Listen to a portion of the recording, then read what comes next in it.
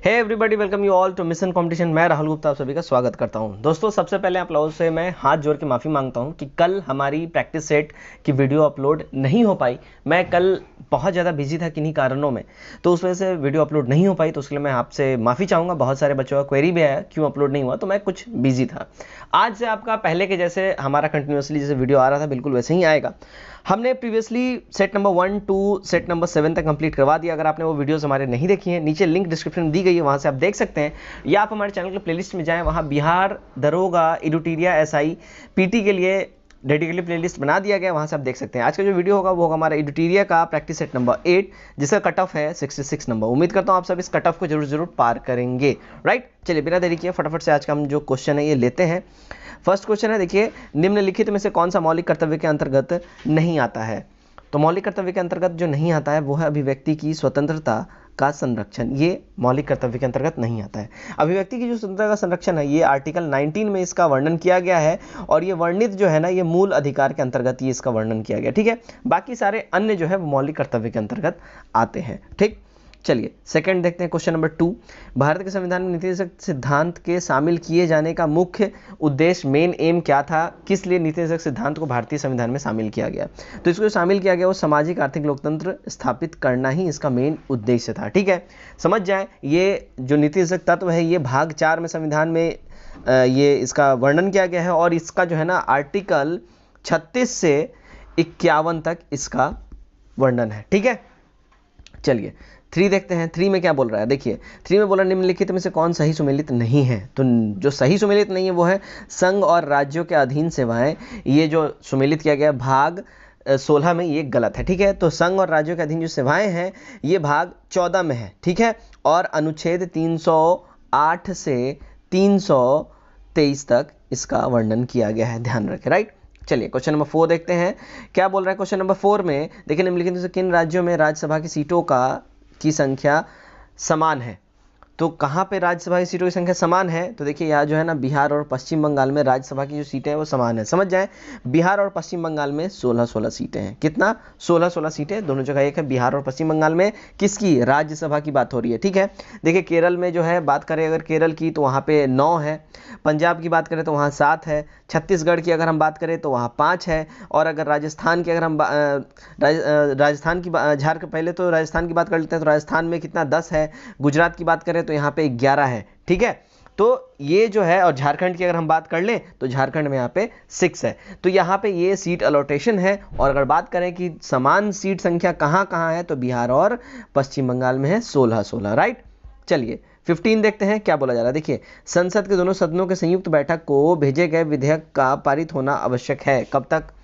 तो ये जो आवश्यक है, उपस्थित सदस्यों के साधारण बहुमत से पारित होना आवश्यक है। ठीक है, संविधान के आर्टिकल 108 में संयुक्त बैठक का प्रावधान यहाँ पे बताया गया है, जिसकी अध्यक्षता लोकसभा अध्यक्ष करते हैं। ठीक है, और आर्टिकल 118, ठीक है, ये जो इसके तहत जो है इसकी अध्यक्षता लोकसभा अध्यक्ष करते हैं। 108 में संयुक्त बैठक का यहाँ पे बात बोला गया है, और आर्टिकल 118 के तहत जो ये जो संयुक्त बैठक होगा इसका जो अध्यक्षता करेंगे वो लोकसभा अध्यक्ष करेंगे, इसकी बात कही गई है। संयुक्त बैठक को भेजा गया विधेयक दोनों सदनों के उपस्थित और मत देने वाले सदस्यों की कुल संख्या के साधारण बहुमत से पारित होना जरूरी है।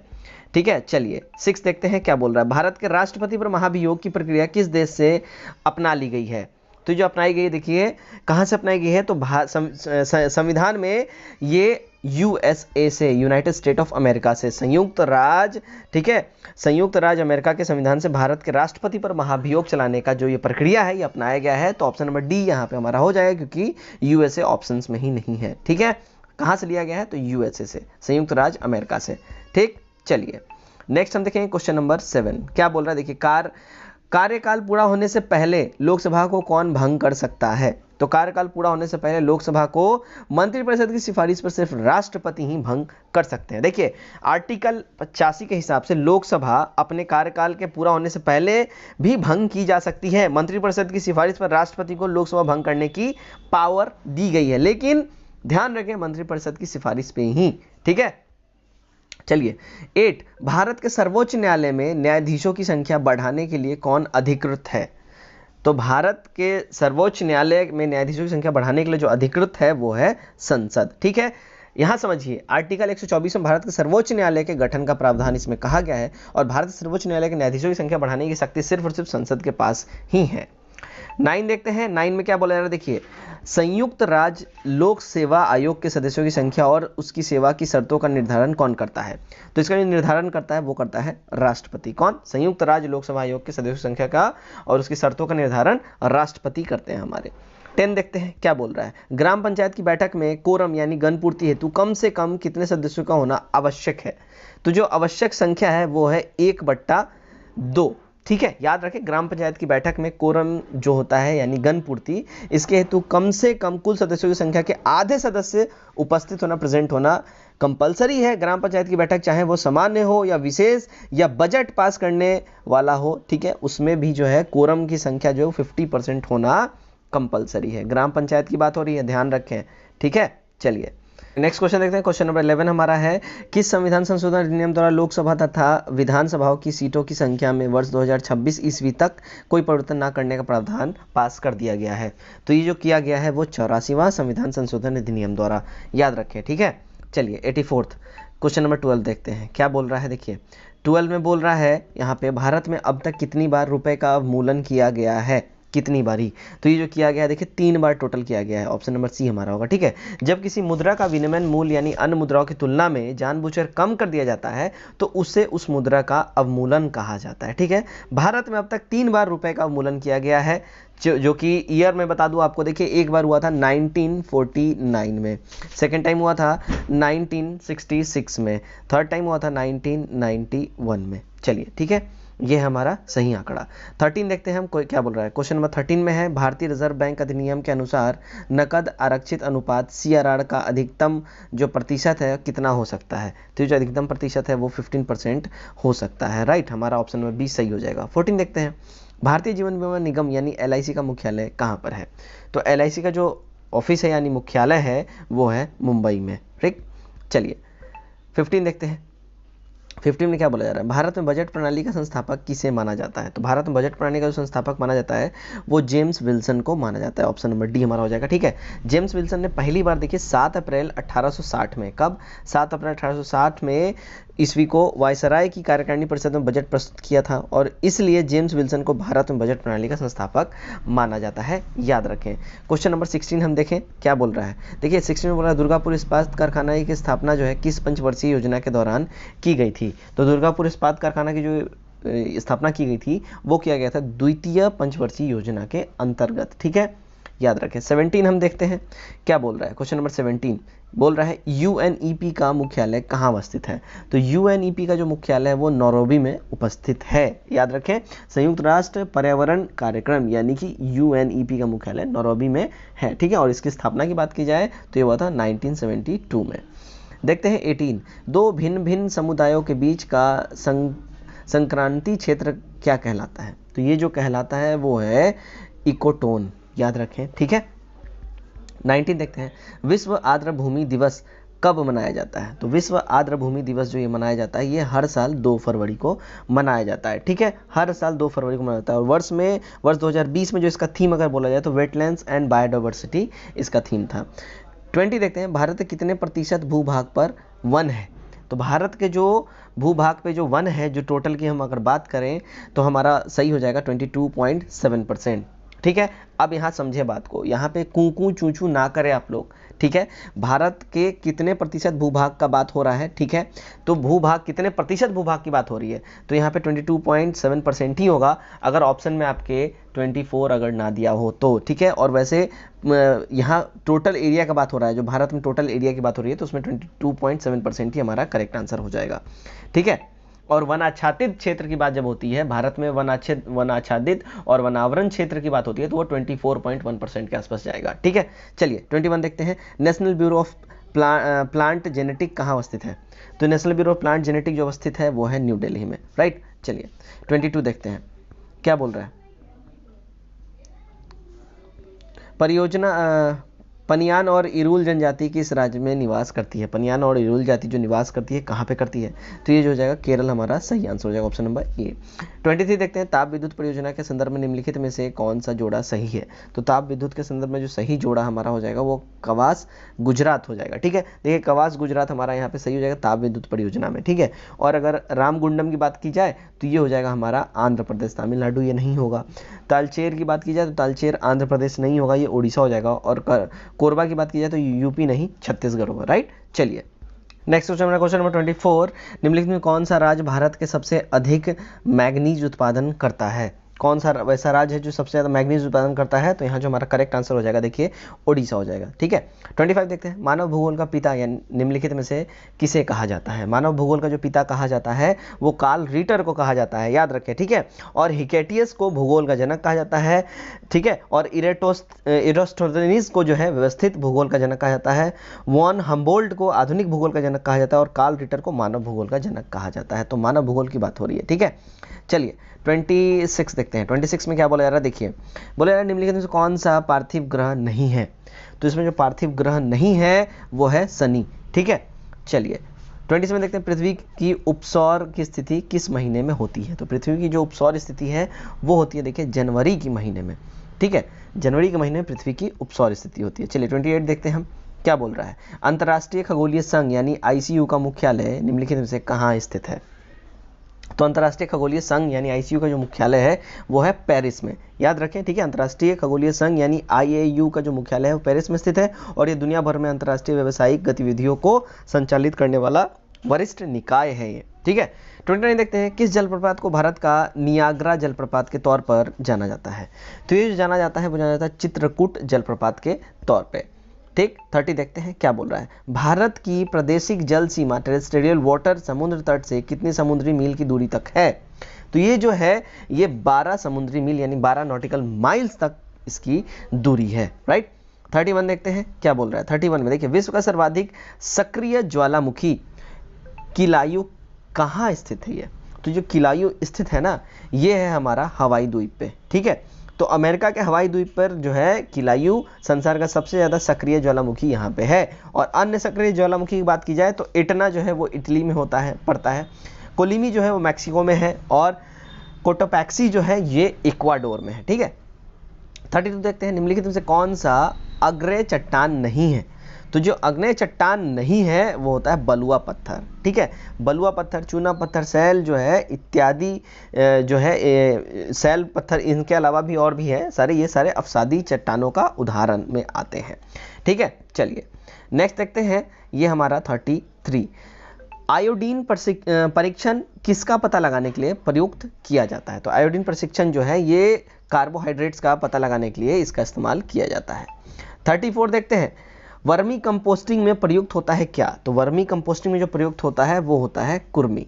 ठीक है, याद रखें वर्मी कंपोस्टिंग में कुर्मी द्वारा यानी एक केचुआ टाइप का होता है उसके द्वारा वर्मी कंपोस्ट एक प्रक्रिया है जिसमें जो केचुआ होता है उसके द्वारा खाद का निर्माण किया जाता है और भी उसमें बहुत सारे प्रोसेस होते हैं। ठीक है, 35 देखते हैं, पके हुए अंगूरों में निम्न में से क्या पाया जाता है? तो पके हुए अंगूरों में जो है ना ग्लूकोज पाया जाता है, याद रखें पके हुए अंगूरों में ग्लूकोज पाया जाता है। पके हुए अंगूरों में ग्लूकोज होता है और मुख्य रूप से डी ग्लूकोज या डेक्सट्रोज होता है। यह एक मोनोसैकेराइड शुगर होता है जिससे ऊर्जा मिलती है, इंस्टेंट एनर्जी मिलती है। 36 देखते हैं, बीजों को किस स्थिति में संरक्षित किया जा सकता है? तो बीजों को जो है ना ठंडी एवं शुष्क स्थिति में संरक्षित किया जा सकता है। प्रकाश श्वसन का अवस्तर यानी सबस्ट्रेट क्या है? तो प्रकाश संरक्षण का जो स्तर है वो है ग्लाइकोलेट। ठीक है, प्रकाश श्वसन का अवस्तर यानी सबस्ट्रेट ग्लाइकोलेट है। प्रकाश श्वसन क्रिया C3 प्रकार के अधिकतर हरे पौधों में प्रायः तीव्र प्रकाश की उपस्थिति में ये होता है। 38 हम देखेंगे, निम्नलिखित में से कौन एक संयोजी उत्तक नहीं है? इनमें से कौन सा संयोजी उत्तक नहीं है? तो ये जो है देखिए त्वचा जो है ये संयोजी उत्तक नहीं है। ठीक है, नेक्स्ट क्वेश्चन देखते हैं 39, टिटनेस का कारण क्या होता है? तो देखिए टिटनेस का जो कारण होता है वो क्लोस्ट्रीडियम होता है। ठीक है, देखिए टिटनेस जो है क्लोस्ट्रीडियम टिटेनी द्वारा इसका फैलाव होता है जो एक जीवाणु है। इस रोग के उपचार में जो है DPT का टीका लगाया जाता है। 40 देखते हैं, RNA में थाइमीन के स्थान पर कौन सा पिरिमिडीन बेस होता है? तो इसमें जो है ना जो पिरिमिडीन बेस होता है ये होता है यूरेसिल, याद रखें ऑप्शन नंबर बी हमारा सही हो जाएगा। ठीक है, 41 देखते हैं क्या बोल रहा है, इनमें से कौन सा मोलस्का संघ का एकमात्र उदाहरण है मोलस्का संघ का। तो ये जो उदाहरण है वो है ऑक्टोपस, तो मोलस्का संघ का जो एक एग्जाम्पल है वो ऑक्टोपस है। ऑप्शन नंबर डी हमारा यहाँ पे सही हो जाएगा। अब देखते हैं 42, हार्मोन के रूप में कार्य करने वाला प्रोटीन का उदाहरण बताइए, कौन सा इसमें प्रोटीन है। तो यहाँ जो प्रोटीन के रूप में हो जाएगा वो ऑक्सीटोसिन हो जाएगा। ऑप्शन नंबर बी हमारा सही हो जाएगा। 43 देखते हैं, बेकेलाइट के विनिर्माण के लिए प्लास्टिक उद्योग में किसका व्यापक प्रयोग किया जाता है। तो इसका जो व्यापक प्रयोग किया जाता है वो इथील अल्कोहल का इस्तेमाल किया जाता है। 44 देखते हैं क्या बोल रहा है, तापीय विद्युत केंद्र का प्रमुख गैसीय प्रदूषक क्या है। तो तापीय विद्युत केंद्र का जो प्रमुख गैसीय प्रदूषक है वो है हमारा SO2। ऑप्शन नंबर डी हमारा यहाँ पे सही हो जाएगा। 45 देखते हैं, निम्नलिखित में से कौन सा हरित घर प्रभाव यानी ग्रीन हाउस इफेक्ट में योगदान करता है। तो ये जो करता है वो कार्बन डाइऑक्साइड और मीथेन इसमें बहुत बढ़ चढ़ के इसमें जो है योगदान देते हैं। Carbon dioxide, methane, chlorofluorocarbon, nitric oxide तथा जो वाटर वेपर यानी ग्रीन वाष्प जो है ग्रीन गैसों में प्रमुख होते हैं, जिसमें कार्बन डाइऑक्साइड 60%, मीथेन 20%, क्लोरोफ्लोरोकार्बन 40% इसमें होता है। 46 देखते हैं, वायुमंडल में सबसे प्रचुर अक्रिय गैस कौन सा है। तो इसमें सबसे प्रचुर अक्रिय गैस जो है वो है ऑर्गन, याद रखें। 47 देखते हैं, इसमें क्या बोल रहा है, उच्चतम आयनन ऊर्जा वाला तत्व निम्न में से कौन है। तो उच्चतम आयनन ऊर्जा वाला जो तत्व है इसमें वो हो जाएगा देखिए हीलियम, राइट। ठीक है, चलिए 48 देखते हैं, हाइड्रोक्लोरिक एसिड का एक अन्य नाम भी है, वो क्या है ये बताना है। तो हाइड्रोक्लोरिक एसिड का जो अन्य नाम है वो है म्यूरिएटिक एसिड, म्यूरिएटिक अम्ल। ठीक है, याद रखें। चलिए देखते हैं 49 में क्या बोल रहा है, बिना बुझा हुआ चूना का रासायनिक नाम क्या है। बिना बुझा हुआ चूना, उसका रासायनिक नाम है वो कैल्शियम ऑक्साइड उसको बोलते हैं, याद रखें क्या बोलते हैं, कैल्शियम ऑक्साइड। 50 देखते हैं, मोमबत्ती बनाने के लिए प्रयुक्त मोम रासायनिक दृष्टि से किसका मिक्सचर होता है, मिश्रण होता है। तो ये जो होता है ना देखिए एलिफेटिक हाइड्रोकार्बन का ये मिक्सचर होता है। ऑप्शन नंबर बी हमारा सही हो जाएगा। क्या होता है, एलिफेटिक हाइड्रोकार्बन। ठीक है, चलिए नेक्स्ट हम देखते हैं, नेक्स्ट हमारा 51, निम्नलिखित में से कौन सी गैस न्यूनतम तापमान पर द्रव में बदल जाती है। तो जो न्यूनतम तापमान पर द्रव में जो बदल जाती है वो होती है हाइड्रोजन। ठीक है, ये एकदम बिल्कुल न्यूनतम कम से कम तापमान में भी जो है ना ये द्रव में बदल जाती है। चलिए नेक्स्ट क्वेश्चन हम देखते हैं, क्वेश्चन नंबर 52, स्थिर विद्युत आवेश का प्रयोग किसे नियंत्रित करने के लिए किया जाता है। तो इसका जो नियंत्रण करने के लिए किया जाता है वो होता है देखिए वायु प्रदूषण को नियंत्रित करने के लिए। ठीक है, चलिए 53 देखते हैं, धारावाहक तार कैसा होता है। तो धारावाहक तार जो होता है वो देखिए होता है न्यूट्रल। ठीक है, ध्यान रखें। 54 देखते हैं, वस्तु का संवेग किन कारकों पर निर्भर नहीं करता है। वस्तु का संवेग की बात हो रही है, तो ये जो निर्भर नहीं करता है ये देखिए वस्तु के आयतन पर इसका निर्भर नहीं होता है।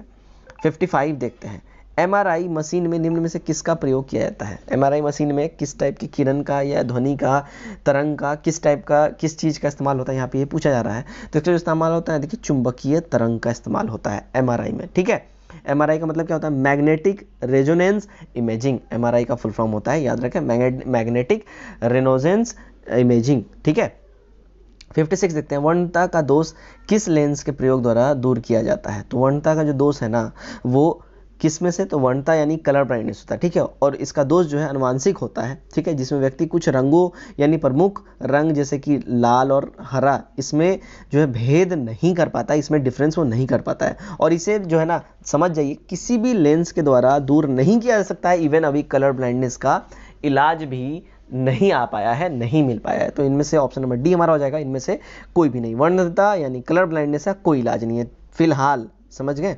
चलिए 57 देखते हैं, क्या बोल रहा है, शीतलन की दर किस पर निर्भर करती है। शीतलन की दर जो है किस पर निर्भर करती है। तो देखिए पिंड और उसके आसपास की चीज़ों के बीच के तापमान के अंतर में इस पर निर्भर करती है शीतलन की दर। 58 देखते हैं, मध्य प्रदेश में खजुराहो समूह के स्मारकों में किस धर्म के मंदिर हैं। तो मध्य प्रदेश में जो खजुराहो समूह के जो स्मारक हैं उसमें हिंदू के भी हैं और जैन धर्म के भी मंदिर हैं। ठीक है, खजुराहो में देखिए 85 मंदिरों का निर्माण का उल्लेख इसमें मिलता है और ये मंदिर चंदेल शासक द्वारा बनाया गया था। ठीक है, और इसमें जो है हिंदू तथा जैन धर्म से रिलेटेड मंदिर है। ठीक है, 59 देखते हैं, नालंदा विश्वविद्यालय को नष्ट करने वाला मुस्लिम आक्रमणकारी कौन था? तो नालंदा विश्वविद्यालय को जो नष्ट किया वो मुस्लिम आक्रमणकारी वो था मोहम्मद बिन बख्तियार खिलजी। ठीक है, मोहम्मद बिन बख्तियार खिलजी। ठीक है, नालंदा विश्वविद्यालय बिहार के नालंदा जिले में ये है और जिसका निर्माण कुमार गुप्त ने करवाया था, और इस विश्वविद्यालय को जो है मोहम्मद बिन बख्तियार खिलजी ने नष्ट किया था। समझ जाए इस बात को कि साल 2016 में इसे विश्व विरासत सूची में शामिल किया गया है, वर्ल्ड हेरिटेज साइट्स में। ठीक है, चलिए नेक्स्ट हम देखते हैं 60। श्रृंगेरी, बद्रीनाथ, द्वारका तथा पुरी में 4 मठ किसके द्वारा स्थापित किए गए थे? तो ये 4 मठ की जो स्थापना हुई थी ये शंकराचार्य द्वारा इसका स्थापना किया गया था। वैदिक आर्यों का प्रमुख भोजन क्या था? तो वैदिक आर्यों का जो प्रमुख भोजन था वो था दूध तथा इसके उत्पाद। ठीक है, ऑप्शन नंबर बी हमारा सही हो जाएगा। अब देखते हैं 62। निम्नलिखित में से किस राजपूत राजा ने मोहम्मद बिन गौरी को पहली बार हराया था? तो मोहम्मद बिन गौरी को जो है ना भीम सेकंड ने फर्स्ट टाइम डिफीट किया था, पहली बार हराया था 1178 ईस्वी में। याद रखें, भीम सेकंड, भीम 2। ठीक है, चलिए 63 देखते हैं। चंगेज खान ने जलालुद्दीन मकबरनी का पीछा करते हुए किसके शासनकाल में भारत की सीमाओं पर आक्रमण किया था? तो चंगेज खान ने जलालुद्दीन मकबरनी का पीछा करते हुए जो जिसके शासनकाल में भारत में आक्रमण किया था वो इल्तुतमिश था, उस समय उसी का शासनकाल भारत पे था। ठीक है, तो मंगोल आक्रमणकारी था चंगेज खान और उसने जो है ख्वारिज्म शाह के पुत्र जलालुद्दीन मकबरनी का पीछा करते हुए इल्तुतमिश के शासनकाल में सिंध पर आक्रमण किया था तभी। 64 देखते हैं। दिल्ली स्थित पुराना किला का निर्माण किसने करवाया था? तो दिल्ली में जो पुराना किला है उसका निर्माण शेर शाह सूरी के द्वारा करवाया गया था। ठीक है, याद रखें शेर शाह की समाधि स्थल की अगर बात की जाए यानी मकबरा वो सासाराम में स्थित है और लाहौर का किला जो है अकबर द्वारा बनवाया गया था। ठीक है, और दिल्ली में स्थित पुराने किले का निर्माण शेर शाह द्वारा ये करवाया गया था। चलिए 65 देखते हैं क्या बोल रहा है। भारतीय राष्ट्रीय कांग्रेस के पहले अधिवेशन में कितने प्रतिनिधियों ने भाग लिया था? तो जो भाग लिया था देखिए 72 प्रतिनिधियों ने भाग लिया था। भारतीय राष्ट्रीय कांग्रेस की स्थापना की अगर बात की जाए तो 18 दिसंबर 1885 में इसकी स्थापना हुई थी। कब? 1885 में।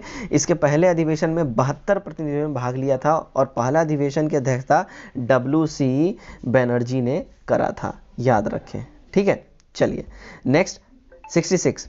1930 में सविनय अवज्ञा आंदोलन किस मुद्दे पर शुरू किया गया था? तो 1930 में जो सविनय अवज्ञा आंदोलन शुरू किया गया था वो किया गया था ब्रिटिश सरकार द्वारा अपनाए गए नमक एकाधिकार की वजह से। ठीक है, सविनय अवज्ञा आंदोलन कब हुआ था? तो 1930 में हुआ था। ठीक है, जिसका उद्देश्य ब्रिटिश सरकार द्वारा अपनाए गए नमक एकाधिकार को समाप्त करना था। 67 देखते हैं। निम्नलिखित घटनाक्रमों का सही कालानुक्रम बताना है। तो इसमें देखिए सही कालानुक्रम की अगर हम बात करें तो इसमें जो है वास्को डी गामा का जो आगमन है, ठीक है, ये सबसे पहले आ जाएगा। कब हुआ था ये? तो 1498 में ये आया था भारत में। ठीक है, मुगल साम्राज्य की स्थापना की बात की जाए तो ये जो है बाबर द्वारा इसकी स्थापना की गई थी 1526 में इसकी स्थापना मानी जाती है। ठीक है, और सिपाही विद्रोह की बात की जाए तो ये जो हुआ था 1857 में हो जाएगा। तो हमारा जो सही कूट यहाँ पे हो जाएगा ऑप्शन नंबर सी हो जाएगा, 2, 3 और 1। ठीक, चलिए 68 हम देखते हैं। कांग्रेस पार्टी में दूसरा विभाजन कब हुआ था? तो कांग्रेस पार्टी में जो दूसरा विभाजन हुआ था वो 1918 में हुआ था। ऑप्शन नंबर बी हमारा सही हो जाएगा। देखिए कांग्रेस पार्टी का प्रथम विभाजन कब हुआ था? तो ये हुआ था 1907 में। ठीक है, और पुनः 1916 में ये एक हो गए थे, लेकिन फिर 1918 में ये दूसरी बार अलग अलग हो गए थे। ठीक है, 69 देखते हैं। निम्नलिखित में से कौन भारत विभाजन परिषद का अध्यक्ष था? कौन था भारत विभाजन परिषद का अध्यक्ष? तो ये जो थे ना भाई साहब, तो ये भाई साहब कौन थे? तो ये थे माउंटबेटन। ठीक है, लॉर्ड माउंटबेटन जो है विभाजन परिषद का अध्यक्ष था। इसने 3 जून 1947 को भारत का विभाजन की घोषणा की थी। ठीक है, 70 देखते हैं। दीर्घ दर्शन के संपादक कौन थे? दीर्घ दर्शन की बात हो रही है तो इसके संपादक थे वो थे मार्शमैन। ठीक है, चलिए देखते हैं हमारा 71। किस राज्य सरकार ने कोविड-19 के प्रति जागरूकता फैलाने हेतु मिशन फतेह अभियान शुरू किया है? तो ये शुरू किया गया है वो पंजाब गवर्नमेंट द्वारा इसका स्टार्ट करा गया है। 72 देखते हैं। युवाओं को रोजगार देने हेतु किस राज्य सरकार ने होप पोर्टल का शुभारंभ किया है? तो ये जो शुभारंभ किया गया है उत्तराखंड गवर्नमेंट ने होप पोर्टल का शुभारंभ किया गया है रोजगार देने के लिए युवाओं को।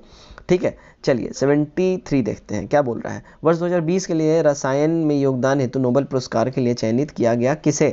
तो ये चयनित किया गया है, ये एमेन्युअल चारपेंटर को चयनित किया गया है। 74 पंचवटी योजना का निम्न में से किस राज्य से संबंध है? तो पंचवटी योजना का जो संबंध है वो है देखिए हिमाचल प्रदेश से, ठीक है। चलिए 75 देखते हैं क्या बोल रहा है। बोंगो सागर संयुक्त नौसैनिक अभ्यास किन किन देशों के मध्य संपन्न हुआ? तो बोंगो सागर जो ये अभ्यास, युद्ध अभ्यास जो हुआ है, ये हुआ है भारत और बांग्लादेश के बीच में, ठीक है। याद रखें ऑप्शन नंबर ए हमारा बिल्कुल ही सही हो जाएगा।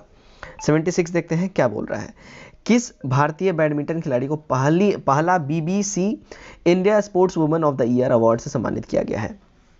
तो ये जो है PV सिंधु है, याद रखें PV सिंधु, ठीक है। चलिए नेक्स्ट की ओर हम बढ़ेंगे, 77 देख लेते हैं। हाल ही में सौमित्र चटर्जी का निधन हुआ, वह प्रसिद्ध थे किस क्षेत्र में वो प्रसिद्ध थे, फेमस थे? तो वो थे देखिए फिल्मकार थे वो, ऑप्शन नंबर ए हमारा सही हो जाएगा। 78 देखते हैं निम्नलिखित में से किस राज्य की प्रमुख पेंटिंग सोहराई खोवर को GI टैग मिला है? तो सोहराई खोवर को GI टैग मिला है, वो झारखंड की प्रसिद्ध पेंटिंग है सोहराई खोवर, ऑप्शन नंबर बी सही हो जाएगा। ये झारखंड के हजारीबाग जिले के क्षेत्र में आदिवासी महिलाओं द्वारा ये बनाया जाता है। 79 देखेंगे अब हम क्या बोल रहा है। देखिए 79 में बोल रहा है एशिया की पहली सौर ऊर्जा संचालित कपड़ा मिल कहाँ स्थापित की जा रही है?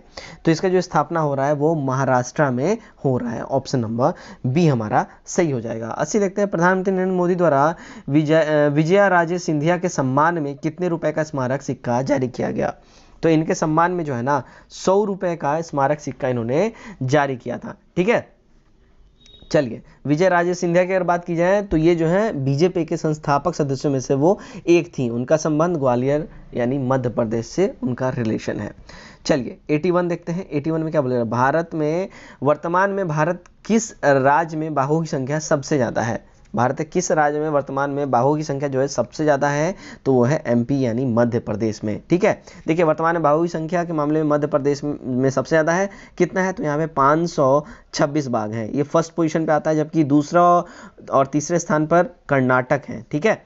कर्नाटक और उत्तराखंड है, यहाँ पे कर्नाटक में 524 ये सेकेंड पोजीशन पे है और उत्तराखंड में 442 जो कि थर्ड पोजीशन पे आता है। चलिए 82 देख 12वां ब्रिक्स शिखर सम्मेलन 2020 की मेजबानी किस देश द्वारा किया गया? तो इसका जो मेजबानी किया गया था वो देखिए रशिया के द्वारा, रूस के द्वारा इसका मेजबानी किया गया था और कोविड-19 की वजह से ये वर्चुअल सम्मेलन हुआ था, ठीक है। देखिए समझिए ब्रिक्स में जो है ब्रिक्स के सदस्य देशों में 5 देश हैं, ठीक है। आप इसको इस लेटर से भी ले सकते हैं, B for Brazil, R for Russia, I for India, C for China और S for south Africa, right. चलिए 83 देखते हैं। 37वां राष्ट्रीय खेल 2021 का आयोजन कहाँ किया जाएगा?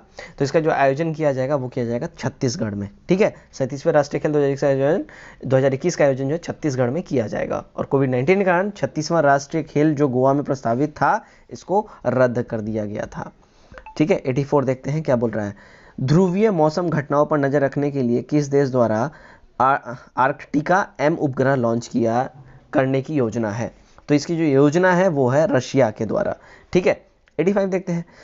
सुशासन सूचकांक 2020 में प्रथम स्थान बड़े राज्यों में किस राज्य को प्राप्त हुआ है? तो इसमें जो प्राप्त हुआ है वो तमिलनाडु को ये रैंक मिला है। 86 देखते हैं। वैश्विक वन संसाधन आकलन 2020 के अनुसार सर्वाधिक वन क्षेत्र वाला देश कौन सा है?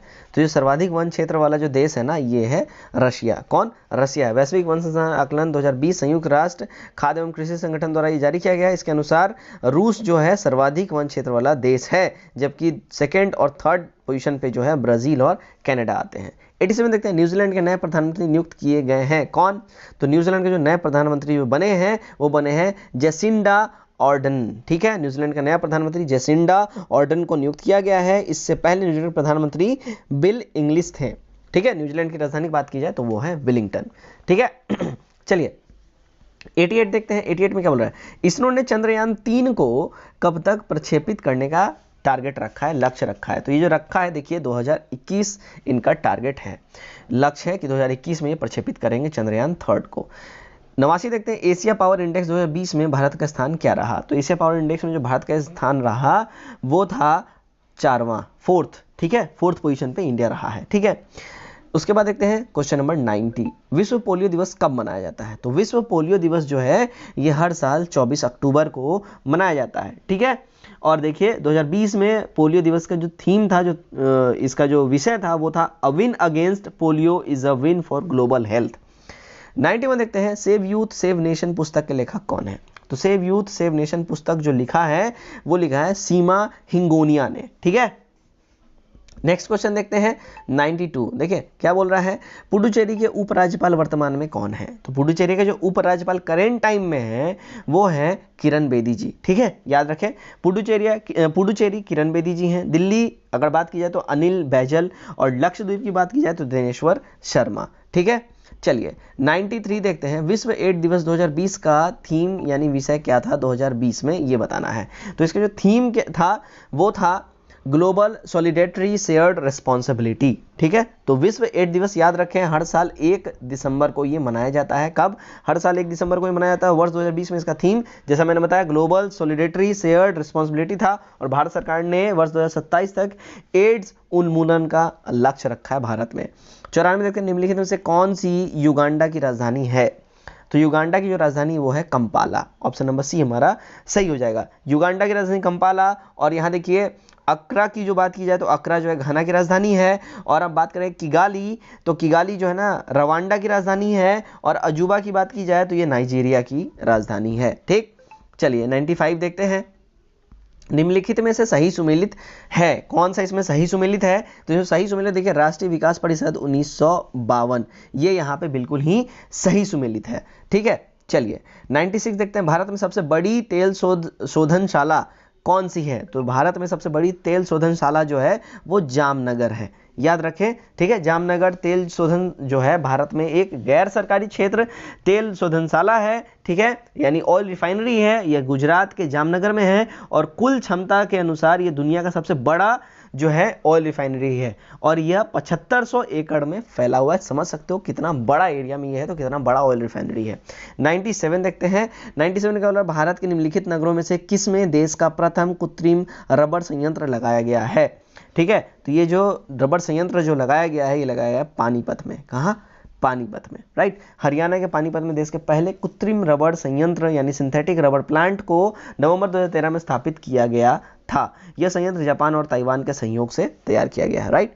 98 देखते हैं, 98 में क्या बोल रहा है, निम्नलिखित में से भारत का कौन सा राज्य सर्वाधिक लंबी तटरेखा वाला राज्य है? जो सर्वाधिक लंबी तटरेखा वाला राज्य जो है यह है गुजरात। ऑप्शन नंबर सी हमारा यहाँ पे बिल्कुल ही सही हो जाएगा। ठीक है, 99 देखते हैं, भारत की पहली semi high speed train Vande Bharat चलती है कहाँ से कहाँ तक ये चलती है? तो ये जो देखिए चलती है वाराणसी से न्यू दिल्ली के बीच में ये चलती है। याद रखें, वंदे भारत एक्सप्रेस। ठीक है, चलिए 100 देखते हैं, आज का हमारा आखिरी क्वेश्चन, इंडियन आर्मी द्वारा तैयार की गई विश्व की पहली यूनिवर्सल बुलेट प्रूफ जैकेट को क्या नाम दिया गया है? पहली इंडियन आर्मी द्वारा जो बुलेट प्रूफ जैकेट तैयार किया गया इसका क्या नाम दिया गया है? तो ये दिया गया इसका नाम वो है शक्ति। याद रखिए, सेना के मेजर अनूप मिश्रा ने दुनिया की पहली यूनिवर्सल बुलेट प्रूफ जैकेट विकसित की है। इस स्वदेशी बुलेट प्रूफ जैकेट को शक्ति नाम दिया गया है। तो दोस्तों ये था हमारा सेट नंबर 8 इड्यूटीरिया का। उम्मीद करता हूँ ये सेट आपको काफ़ी पसंद आया है। अगर आपको ये वीडियो हमारा पसंद आया है तो वीडियो को लाइक करें और जरूर से जरूर वीडियो को शेयर करें। आज के लिए बस इतना ही, कल दोबारा से मिलेंगे एक और नए सेट के साथ। Till then take care, bye bye and God bless you all.